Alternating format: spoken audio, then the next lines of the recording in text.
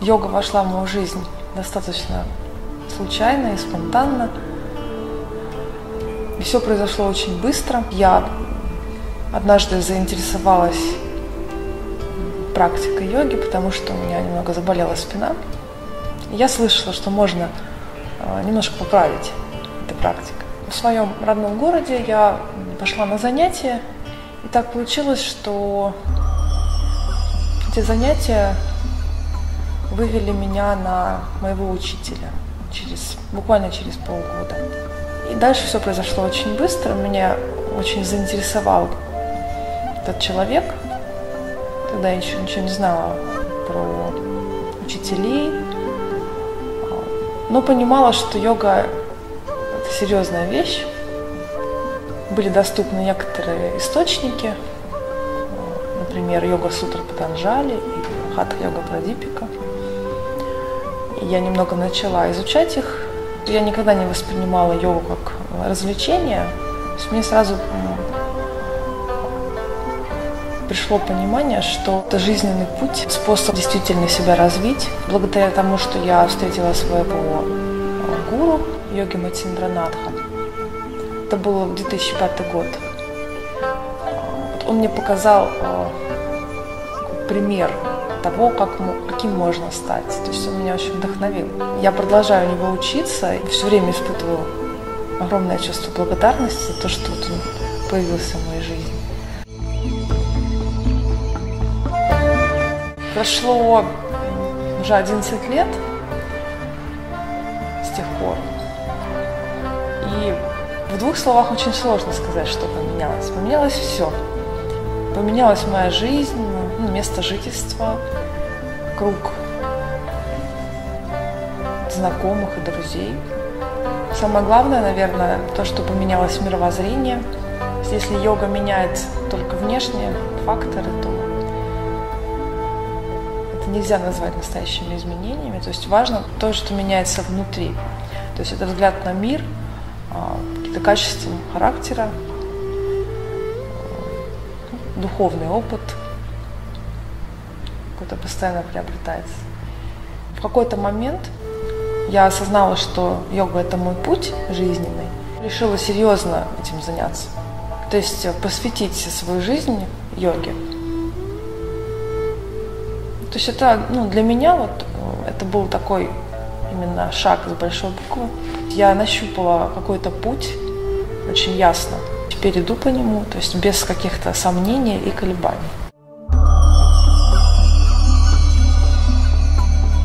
Это, наверное, самый частый вопрос, который мне задают. И всегда очень сложно на него ответить. Йога надхов – это всего лишь название, да? И более правильным, наверное, можно сказать, что это именно традиция йоги. Йога надхов – это просто йога. И все. И основное отличие ее от других систем, других направлений, всего, что сейчас существует, в том, что это именно традиция йоги. Йога как жизненный путь, который ведет к мокше, к освобождению. То есть это не та йога, которая помогает похудеть или помогает избавиться от стрессов или еще от чего-то. Она обращена сразу к главной цели человеческой жизни. Это познание атмана, то есть познание своего «я». Затем вперед к освобождению. То есть в Индии эта традиция является монашеской, и люди... Почему так? Потому что люди уходят из социума именно для того, чтобы он им не мешал заниматься своей основной деятельностью. Потому что социум, он отвлекает сильно. Особенно в Индии. То есть если у тебя есть семья, то ты погряз в работе, в многочисленных детях. Человек может тоже следовать этому пути, но уже как домохозяин. Прежде всего, йога надхов – это то, что ведет к освобождению. Вот основное отличие. И на Западе, в России в том числе, очень сложно донести до людей эту мысль. Конечно, мы проводим занятия, чаще мероприятия, но все они не являются основными. То есть это лишь возможность для людей познакомиться с какими-то аспектами этой традиции. Настоящая практика йоги начинается с ученичества, с обретения гуру, и гуру тебя ведет уже по этому пути. Это совершенно некоммерческая вещь, некоммерческое мероприятие. То есть на йоги-надхов нельзя построить такую империю йоги, нельзя клепать инструкторов, выдавать им сертификаты и распространять по всем городам. Все это очень сложно. Это не массовое явление. Традиция надхов, она достаточно древняя, то есть ей как минимум 2000 лет, скорее всего и больше. Адепты многих религиозных течений или учений, буддисты, там, джайны, мусульмане, шайвы, шакты, вайшнавы и так далее. То есть все, что существует в Индии и около, они, если хотели глубоко постигать суть этого мира, Вселенной, и выйти за пределы круга перерождений, они часто приходили именно в традицию надхов, потому что это своего рода мистический путь. То есть ты можешь быть адептом любой школы и быть надхом при этом. Поэтому в традиции существует много разных направлений. И, в принципе, она доступна поэтому для каждого.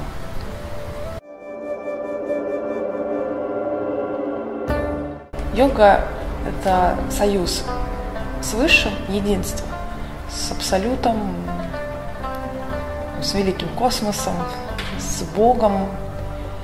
Йога – это и одновременно и процесс, и практика, и цель.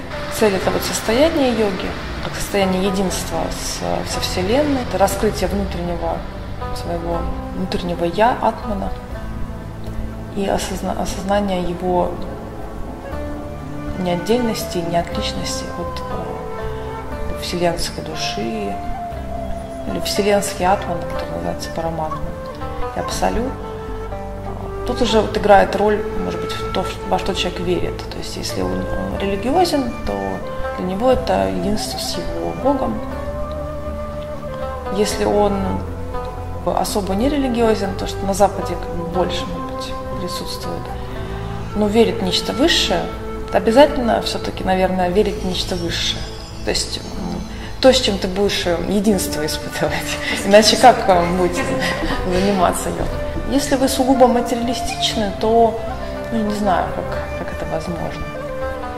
То есть кто-то верит в какой-то высший космический разум, который вот все это организовал, всю эту Вселенную и нас, вот, очень сложный механизм. Нечто такое тотальное высшее начало. Гармония или единство с этим есть, собственно, йога. Какую-то духовную практику можно назвать йогой, если она ведет к этому, если вы направлены на это. Если вы стремитесь к чему-то другому, то вряд ли это можно назвать йогой. То есть это уже подмена понятия идет.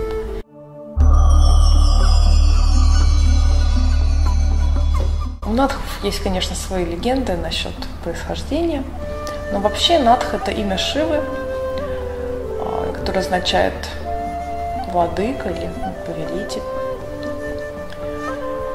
И в Индии Шива считается изначальным гуру, тем, кто принес на землю вообще человечеству знание йоги. От него пошла йога. Имеется в виду все эти методы достижения совершенного состояния, совершенной реализации. Его еще называют Адинатх. Это изначальный, первый надх. От него пошла наша традиция. То есть он передал свое знание, во-первых, своей супруге Парвати, и также Матиндранатху, который подслушал, передавал ей знания. И затем поскольку Матхиндранатху нужен был совершенный ученик, чтобы продолжилась линия, Шива воплотился на земле в виде, в человеческом теле, в виде человека. Вместе они путешествовали по Индии и распространяли знания йоги. У них появилось много учеников, и у Матхиндранатха, и у Горакшанатха. Горакшанатха воплощенный Шива, то есть он не был человеком в полном смысле этого слова. То есть он не рождался от женщины и мужчины, он просто возник уже в виде 12-летнего мальчика, юного мальчика. Часто описывается как юный, не стареющий. То есть он не рождался и не умирал, он просто выполнил свою миссию, и историки расходятся во мнениях, когда это было, потому что это была реально историческая личность, но кто-то говорит, что он был там в 3-м, в 5-м, в 7 веке, в 10-м, 12-м. Разные есть источники, там, тексты, мифы, легенды в Индии и Непале, которые указывают на разные временные промежутки. Именно Горакшанатха впоследствии стал символом йогического состояния, символом йоги, олицетворяет собой идеального ученика, поскольку он был идеальным учеником, и идеального гуру, идеального учителя. Горакшанатха мы почитаем свои традиции, потому что хочется быть идеальным учеником.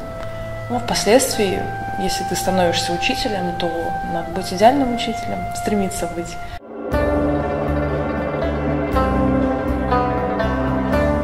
Главная сложность состоит в понимании. На Западе в целом есть какой-то страх монашества, что надо быть монахом обязательно. На самом деле никто не заставляет никогда никого быть монахом. Просто вы можете вести какое-то подобие монашеской жизни, если вы хотите только этим заниматься. Все зависит от ваших целей. И в Индии есть люди, которые совмещают, то есть они не монахи, не совмещают свою семейную жизнь, и при этом они учатся у какого-то гуру. То есть они приходят, их очень много, больше, чем монахов. То есть много последователей, это ученики, просто они не имеют высоких посвящений, потому что они им не нужны в их случае. Они живут согласно дхарме, то есть праведно живут. То есть для них это действительно одна из целей семейного человека – жить праведной жизнью, то есть выполнять то, что им положено, и наилучшим образом исполнять свой дхарму. Что я пытаюсь сделать, чему учу своих учеников, это то, как совмещать свою социальную жизнь, семейную жизнь с практикой йоги, так, чтобы практика йоги, сама йога, само состояние йоги пронизывала всю жизнь, наполняла ее. Учение Горакшанатха, учение йоги, оно не ограничено положением саньяси или монашеством, или только лишь Индии. Оно очень гибкое, ему можно следовать в любом месте. Но для этого я считаю, что необходимо изучать саму традицию, изучать культурную среду, в которой она возникла. Изучать для чего? Для того, чтобы понять, почему там все так.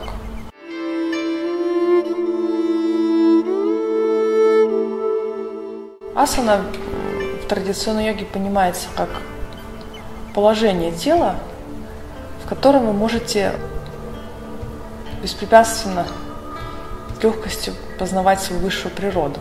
Кратко и всеобъемлюще, можно сказать. Прежде всего, это медитативные асаны, потому что в них больше возможностей долго находиться, и они более удобны для познания своей высшей природы. Но не обязательно. Это может быть любая асана, любое положение тела. Конечно, это может быть очень далеко от понимания асан в йога-центрах, потому что, это понятно, как сесть и вдруг начать познавать свою высшую природу, что это вообще такое. Конечно, к этому нужно как-то идти. И что касается практики асан, есть наиболее распространенные положения тела. То есть надхами они рассматриваются как способ прийти в такое состояние энергетически, чтобы это познание природы, чтобы концентрация и медитация были возможны, наиболее успешны.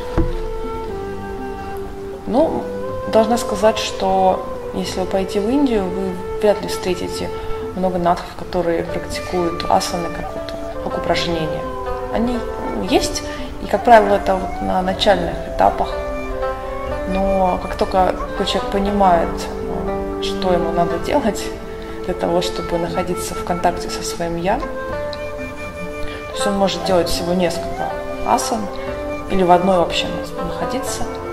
И если у него сбалансирована прана, энергия тела, которая ему позволяет находиться в состоянии покоя, безмятежности, и в котором отсутствует беспокойство, ума и так далее, то зачем ему выполнять какие-то упражнения?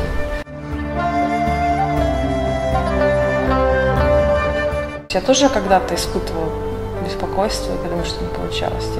Что можно посоветовать? Ну, во-первых, регулярно заниматься. Может ли это прозвучать как совет, выполним ли он?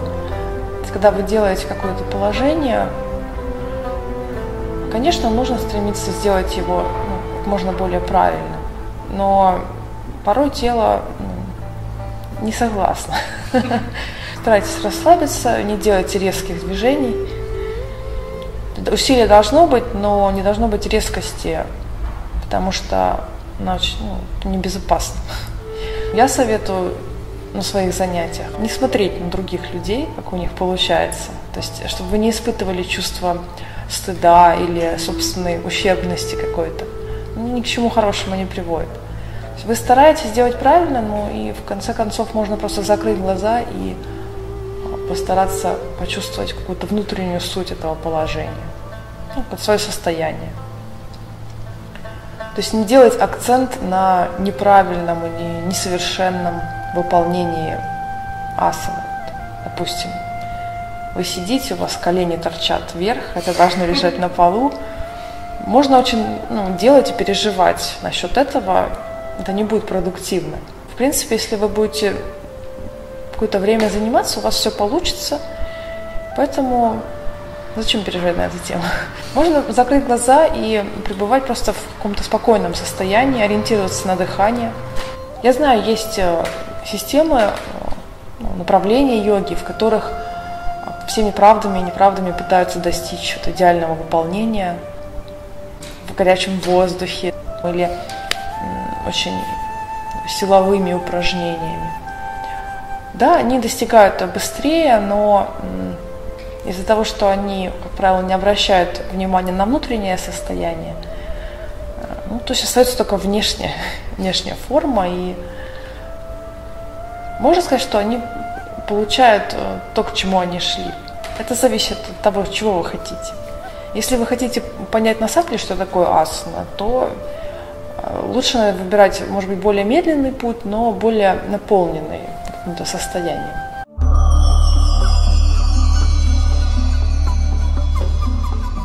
В традиции эта проблема решается очень просто.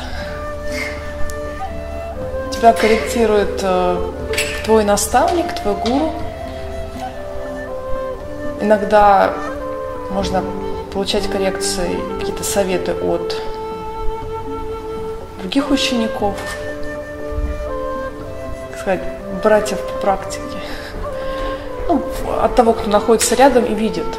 То есть со стороны обычно видно лучше, чем самому человеку. Он может быть ослеплен своими чувствами, гордыней или еще чем-нибудь, завистью. Можно сказать, что именно в этом большая выгода того, что есть обучение традиционное, что есть некий гуру, некий учитель, которому ты доверяешь, к которому ты прислушаешься, даже если у тебя будет не самое хорошее настроение, и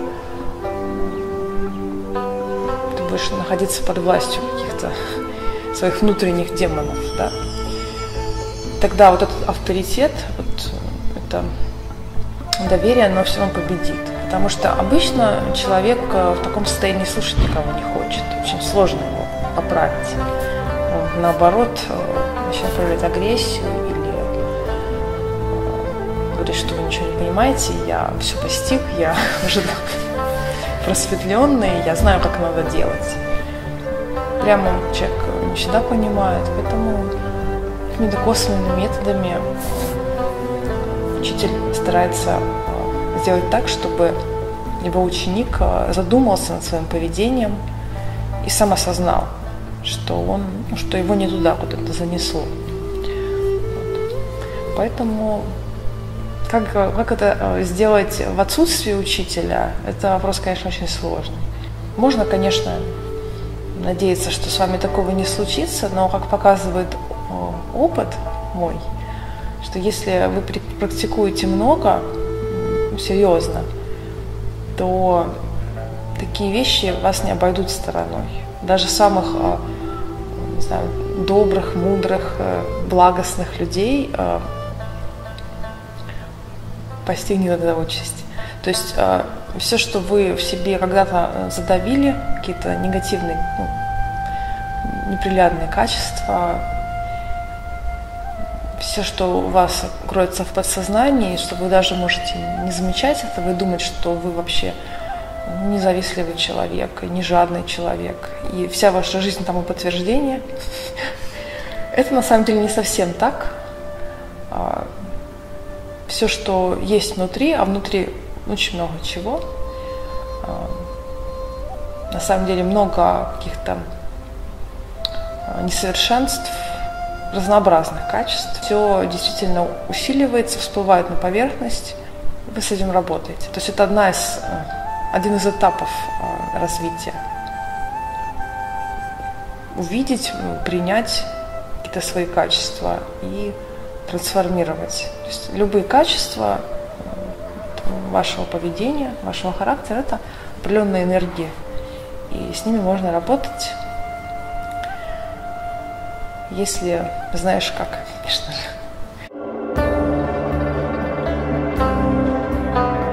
Пранаяма, она, конечно, связана с дыханием, но все-таки имеет больше отношения к пране, к жизненной энергии. И эта прана не совсем связана с воздухом. То есть она присутствует всегда и везде. Нет места, где ее бы не существовало. Может быть, разнится качество и количество, и другие параметры, но она всегда есть. В некоторых йогических текстах пранаяма – это как раз отсутствие дыхания, задержка кумбхака. Некоторые считают, что это и вдох, и выдох, и задержка. Но это я к тому, что не обязательно дышать, чтобы практиковать пранаяму. Если вы попадете в индийский город, то там воздух намного грязнее, чем у нас. Когда я первый раз попала в Индию, я попала в Калькутту, я поняла, почему существуют задержки дыхания в пранаяме, потому что дышать было просто невозможно. Все внутри носа, и дальше все покрывалось черной какой-то копотью. У нас как бы ситуация получше, поэтому все-таки можно практиковать, но избегать крайностей. Это контроль или управление праной, жизненной энергией, жизненной силой. Для чего мы используем такой инструмент, как дыхание. То есть с помощью дыхания, с помощью управления своим дыханием мы воздействуем на свою жизненную силу и на ум. Существует связь между умом и праной. Если успокаивается ваша прана, то есть ваша энергия в теле выравнивается, успокаивается, то беспокойство в уме тоже утихают. И наоборот. Поэтому есть путь другой. Когда успокаивается ум, тогда и прана тоже выравнивается. Вот. Так что практиковать пранаяму нужно в очень спокойном состоянии. Понятно, что достичь его сложно, но хотя бы на уровне действия, то есть у вас может быть беспокойный ум, от всего этого хаоса социального, но все равно вы садитесь, и вы хотя бы старайтесь ровно, очень плавно вдыхать и выдыхать. То есть начать можно с переменного дыхания, которое со временем значительно успокаивает и нервную систему, и немножко ум, и в целом жизненную энергию в теле. Плавно, ровное дыхание. Или же просто дыхание животом, брюшное дыхание успокаивает. И затем можно идти глубже. То есть, если серьезно вы хотите заниматься, то если вы достигли ровного, спокойного состояния, уравновесили течение воздуха и праны через левую и правую ноздрю, можно включать задержки, кумбхаку практиковать. Потому что если вы практикуете кумбхаку в беспокойном состоянии сознания, то она будет недолгой и какой-то насильственной немножко. То есть вы будете стараться ее удержать, это будет сложно, и вы будете испытывать какое-то напряжение. Напряжения быть не должно, она должна быть более-менее естественна для вас. Если вы практикуете это в беспокойном состоянии, то беспокойства могут только усилиться. То есть это пранаяма вообще, она... Я не считаю, что она абсолютно безопасна в любом виде. То есть ей можно себе навредить, и если неправильно выполнять, как говорится в текстах, что пранаяма может как излечить болезни, так и даровать болезни, то есть вы можете заболеть, причем это может быть как обычная болезнь, сердца или дыхательных путей, так и нарушение обмена веществ или энергетические нарушения. Все что угодно, все что хотите, может быть. Поэтому очень аккуратно. То есть желательно, чтобы кто-то вам, конечно, объяснил. Но если вы самостоятельно делаете, то просто нужно всегда искать золотую середину, очень осторожно. То есть как в цирке укращают льва или тигра, дикое животное. То же самое с пранаямой. Постепенно и аккуратно.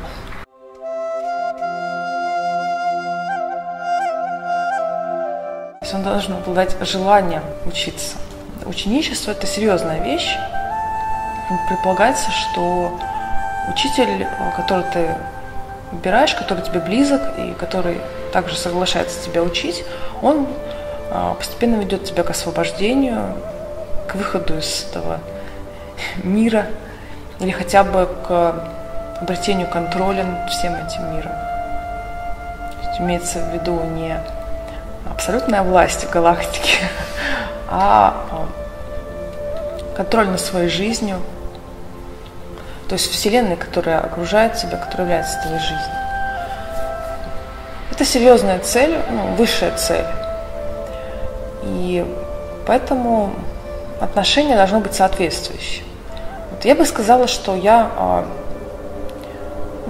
отбираю, если можно так сказать, людей по их отношению к этой задаче жизненной, да, что они хотя бы они понимают, к чему вообще это ведет. Потому что все-таки на каждого ученика я трачу время, силы. То есть ты отдаешь, точно так же, как и своим детям, ты отдаешь частицу себя.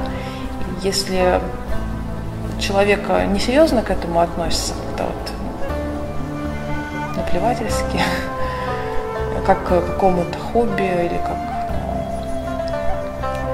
к чему-то второстепенному и может в любой момент уйти, то, скажем так, это совершенно не то отношение, которое должно быть, и не хотелось бы тратить часть себя на таких людей. Конечно, это, такое случается, нельзя этого избежать.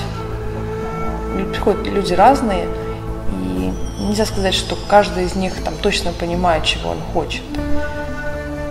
понимание цели в процессе обучения меняется. И это нормально.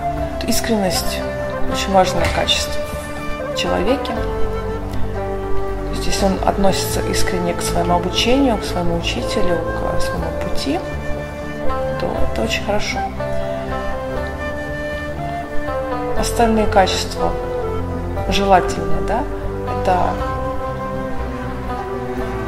мужество минимальное, готовность меняться, желание меняться, старательность какая-то.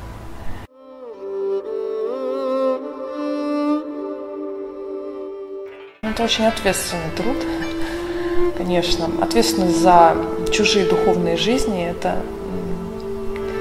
самая серьезная ответственность, на мой взгляд. Для меня это часть моей практики, личной практики, как вы сказали. Ты чувствуешь, что в тебе очень скопилось много каких-то знаний. То есть желание отдавать и делиться возникает на определенном этапе. И второе – это то, что мой учитель мне посоветовал этим заняться. То есть дал свое благословение. Я считаю, что не стоит заниматься этим, если нет благословения твоих учителей. Потому что им виднее, можешь ты или не можешь принять на себя такую ответственность. Совершенно не обязательно быть гуру или быть учителем. В традиции я знаю многих йогинов, давно уже практикующих, у которых нет учеников. Возможно, кому-то просто предписано быть учителем. Как одна из задач этой жизни. Поэтому так случилось.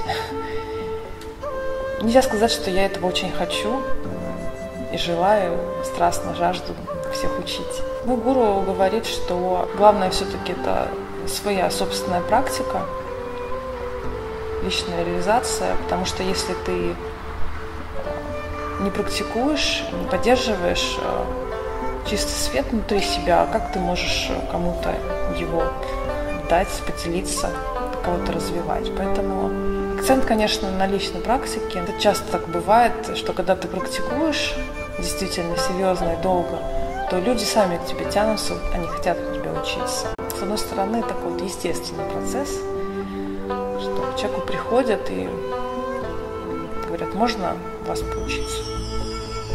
Приходит же просто много людей, которые просто хотят совета. Не то чтобы стать полноценным учеником. То есть это тоже возможно.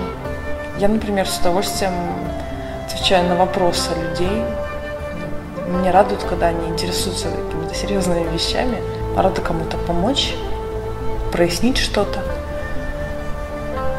Тем более, когда человек задает какой-то интересный, новый для меня вопрос, ответ просто возникает у меня в голове, мне тоже интересно его узнать. Поэтому это такой обоюдно выгодный процесс, можно так сказать. Это естественная вещь. Обучение и ученичество. Спасибо.